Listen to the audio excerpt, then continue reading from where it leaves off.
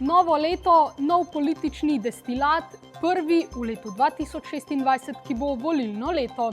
Prejšnji teden je bilo nekaj zatišja, odmevalo je denimo, da se je skupina, ki želi ponovitev referenduma o pomoči pri prostovoljnem končanju življenja, pritožila na Vrhovno sodišče potem, ko so njihovo pobudo zavrnili na Državni volilni komisiji. Odmevali pa so seveda tudi odzivi na ugrabitev Madura strani ameriške administracije. Premier Golob je denimo ameriško operacijo označil kot nedopustno, na kršenje mednarodnega prava opozarja tudi predsednica države, medtem ko opozicija, konkretno lider SDS-a Janez Janša, žogico vrača, češ da levica Madura sploh ni priznala za predsednika Venezuele.